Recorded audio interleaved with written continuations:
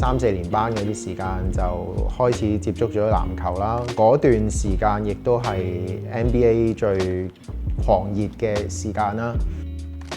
中意咗籃球之後，其實就係成日落街打咯。因為我住屋村，屋企樓下就已經係球場啦。着一條波褲、一對人字拖就可以玩成個下晝。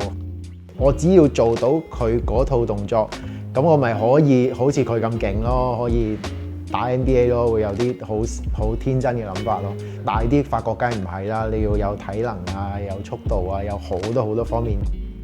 會考同埋高考之後，其實我都唔知道自己想做咩嘅。大學讀咗半年我就 quit U。當時嘅我係一個完全冇目標嘅人。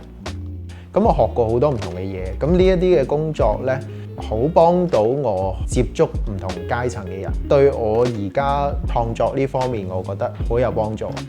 藝術其實係源自於生活嘅，去同人嘅接觸，同個社會同唔同嘅事物去接觸嘅時候，先至會獲得靈感咯。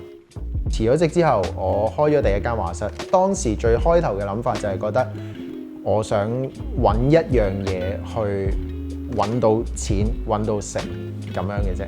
之後呢，我發覺唔係嗰回事，係做緊一啲自己唔係好想做嘅事，去維持我嘅生活。唔掂喎，過咗咁多年都仲係咁嘅時候，咁我就開始問自己，其實我到底係想做啲咩呢？開始認真去諗畫畫呢樣嘢呢，我唔想依賴我嘅天分，得過且過咁樣去教學生啊，教下小朋友啊啲咁樣嘅工作就算。我係因為有咗呢一啲最困難嘅時候，先至令到我去做咗籃球嘅畫作呢件事，開咗 Void Chan Artworks。我好記得嗰個 moment， 我最低潮嘅時候，我同自己講，點解我個名要叫 Void Chan Artworks？ 我就係要喺未來所有人都要認識我呢個名叫 Void Chan， 我就係一個 artist， 我好想行一個藝術家咁樣嘅方向。籃球呢一個元素擺咗落去我最中意同埋我好有天分嘅畫畫呢一方面，開頭係畫一啲肖像嘅作品，塞翁失馬焉知非福。有時我將一啲唔好嘅事我會睇得佢 positive 一啲咯。一句 Michael Jordan 講過嘅説話啦 ，There are no shortcuts in life， 人生裡面冇捷徑。咁呢句説話我好中意嘅。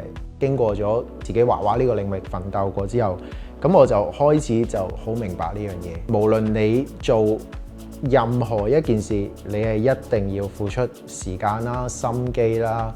冇一樣嘢係你唔努力你就會有成果嘅。好多嘅人都係一樣咁努力喎。點解咁多人裏面如何成功呢？咁呢個係我成日諗嘅問題。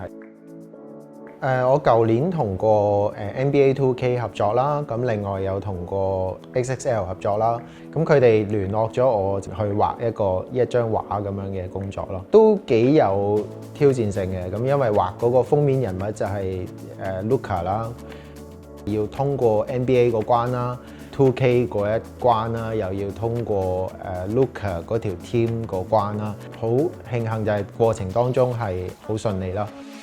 首先我成日都會諗，其實籃球係乜嘢嘢咯？好有趣嘅地方就係佢衍生到好多唔同嘅嘢出嚟。我覺得最重要就係球員佢哋嘅精神可以 inspire 到我哋人咯。我好中意嘅球員 Jimmy Butler 咁樣，咁佢可以話到俾我知乜嘢叫做盡力去打好個比賽，去贏到個比賽。我又透過呢樣嘢畫畫，去將呢一啲嘅精神可以帶到俾唔同嘅人啊，傳遞到佢。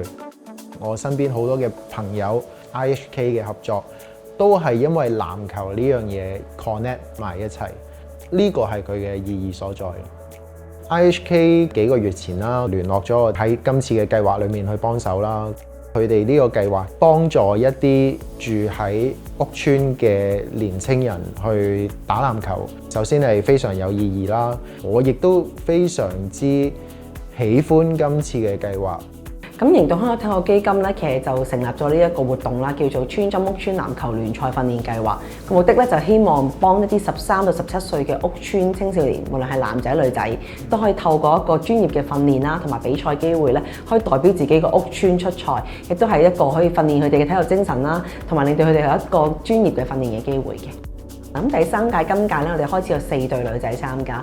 咁我哋下一屆咧，希望咧唔單止4隊女仔，有8隊嘅女仔，加埋36隊男子隊咧，希望都佢哋可以代表到佢哋個屋村去出戰嘅。咁今次村針呢個項目好榮幸可以同到我哋 artist Roy 去合作啦。咁其實都係想將一個好獨有嘅屋村籃球文化啦，青少年好易去打波嘅呢個文化咧，可以同到藝術有一個結合嘅，俾大家知道咧，其實籃球同藝術可以點樣結合啦，同埋屋村嘅人情味可以點樣透過個藝術作品去帶出嚟嘅。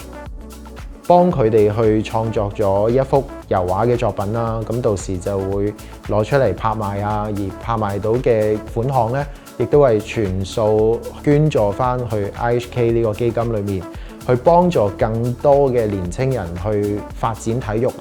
仲會有一個展覽嘅，個主題就係遇強越強啦，點樣去駕馭自己嘅強啦，同埋點樣自我嘅挑戰呢一個精神。咁我希望，如果係而家對前路好迷茫嘅青少年，其實無論你揾到或者未揾到你人生嘅方向都好啦，喺你自己眼前嘅嘢裏邊裝備好自己啦，珍惜每一分每一秒嘅時間。你只需要努力咧，你其實唔會有任何一樣嘢係白費嘅。